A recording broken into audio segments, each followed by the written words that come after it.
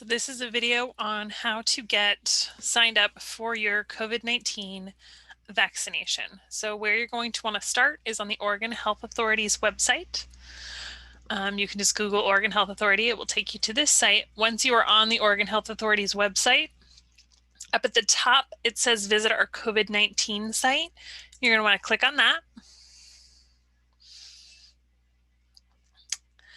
And then if you scroll down where it says Oregon continues COVID-19 vaccinations, childcare providers and those working in the K-12 school settings are now eligible. You're going to want to click on this gray Let's Get Started box, which will open up a chat on the side. This is the starting place for getting your appointment. So you're going to click Start Chat. It is an automated tool. And you're going to want to choose vaccine eligibility. It will ask you some questions to determine whether or not you are eligible to make your appointment.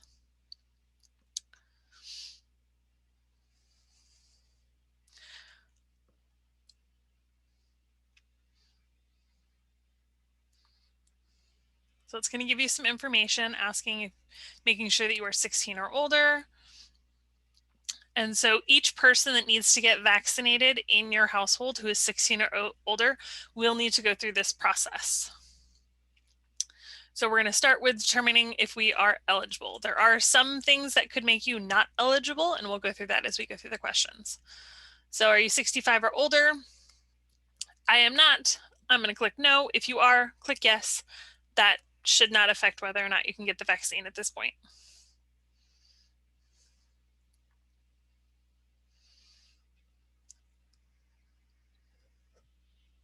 It's going to give us some choices. So we are going to use the blue arrow here to scroll over. Because you work in a childcare setting, you're going to choose childcare. And if you live or teach in Multnomah, Washington, or Clackamas counties,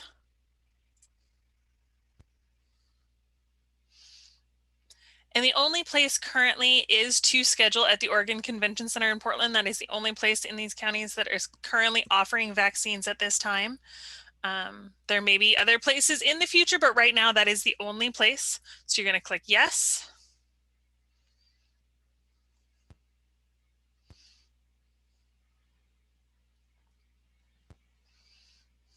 And is going to ask for your profession.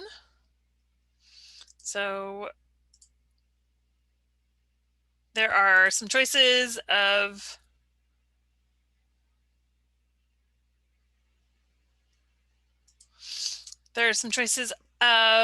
your profession. So if you're a bus driver, if you are a childcare worker, if you are a teacher or support staff, or if you're none of those. So if you work in childcare, you're going to click childcare worker. And then you need to answer some questions. So have you had a severe allergic reaction to any injectable medication or any other vaccine? I'm going to click no because I have not. Have you received any doses of the vaccine trial, including being part of a clinical trial? So this will just determine if you have already received 2 doses as part of a clinical trial, you do not need further vaccine. If you have received the first dose, it will schedule you for a second dose. I have not received any, so I'm going to go ahead and click no. I have not tested positive for COVID-19. So I'm going to click no. Have you had a non-COVID-19 vaccine in the last 14 days? I have not had any vaccination shots in the last 14 days, so I'm going to click no. Some of these questions, depending on your answer, may make it so that you cannot make a vaccine appointment at this time. So for example, this, have you been treated with a COVID-19 monoclonal antibody or convalescent plasma in the last 90 days? If you have been treated in the last 90 days, you are not eligible to schedule a vaccine until that 90 days is up. So you will have to wait that time and then go in to schedule again. I have not been treated with anything, so I'm going to go ahead and click no.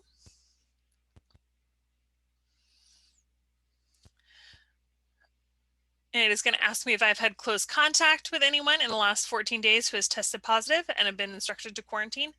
If you have, they may ask that you wait until the end of that 14 days to schedule to make sure that you don't have COVID while you're getting your COVID vaccine. So I have not, so I'm going to go ahead and click no.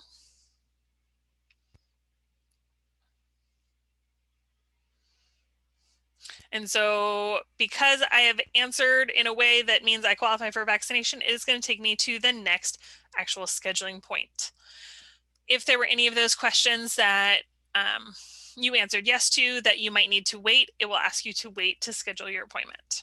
But I'm going to go ahead and schedule. So I'm going to click schedule now. And it is going to take me to the My Health login page. If you by some chance have a My Health account, you're going to go ahead and log into that account. I do not, so I'm going to go ahead and schedule. I'm going to walk you almost all the way through this process, but because I am not actually a child care worker working in a center right now, I'm not currently eligible for the vaccine, and I don't want to take an appointment from somebody who does need it. So I will take you right up to the almost last point, and just to give you an idea of how it's going to work. So appointments take about 30 minutes. It's 15 minutes to give the vaccine. Then they do require you to sit and wait for 15 minutes to make sure that you do not have any kind of negative side effects or reactions. So honestly, I would schedule a little more than 30 minutes into your day, because since this is a new process, it will probably take longer. But they will give you available times. These are the times available currently as I'm looking at it. Times are filling up quickly, so there may be fewer times available. There are some weekend times available and during the week. So I would pick a time that works for me. If for some reason, sometimes when you click it, it may say that there's an error, and that just means somebody else has clicked that time before it could go through for you. So you'll just want to try and click another time. Your reason for visit, you do need to put a reason in. COVID vaccine is a great reason. And then I'm going to click schedule it. So if you have a My Health account, you can log in. I don't. You don't need to have one. It's not required. You're going to continue as a guest. So I will put in my information. And I'm going to make up some of this information so that people don't steal my identity. Anything with a red dot is required.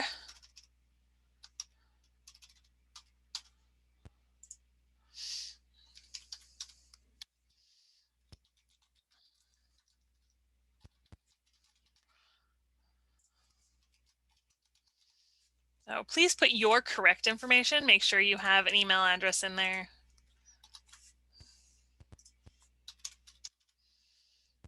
But since I am not creating an actual appointment, I don't want to put in my personal information. It will ask you about insurance. The vaccine is provided at no charge. However, you do have insurance, they like to get that information. If you do not have insurance, if you scroll all the way down to the bottom of the list, there is a option for either not listed, so if the insurance you have is not on that list, or that you have no insurance. Having no insurance will not keep you from getting the vaccine. They just won't be charging an insurance company, so you don't need to worry about that. So I'm going to go ahead and click no insurance. If I did have insurance, I would put in my ID numbers from my insurance card. And then click next. You have to verify that you are not a robot, and then you would click schedule it. I will not click that final step because, as I said, I'm not going to take somebody else's vaccine appointment. So I'm going to go ahead and exit out of that. It will give you a confirmation page. And so from that page, you'll be able to have the information of what your time is, where you need to be, along with the information that you need for that.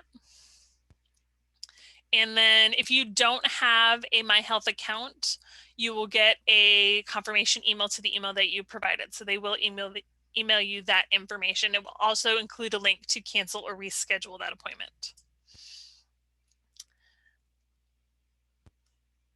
I'm going to close out of that. And then when you are preparing for your vaccine appointment, you need to bring some type of identification. So driver's license, some kind of state issued ID.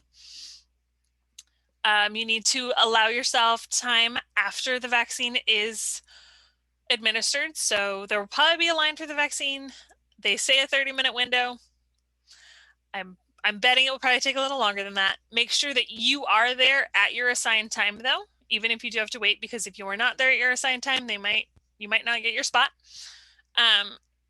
You will need to be monitored. Make sure you have sleeves that are loose and can be rolled up, or you have like a tank top under a sweater, something so that they can access the upper part of your arm. There is a pre-vaccination worksheet that you will be asked to do, and I will share that. You can access this vaccination worksheet from our website, and I will show you how to do that once I show you the worksheet.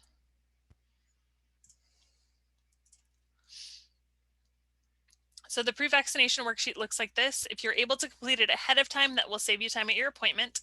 It asks for your basic information. It asks for a vaccine review. So if you have already had a first dose, this will clarify whether you need a second dose.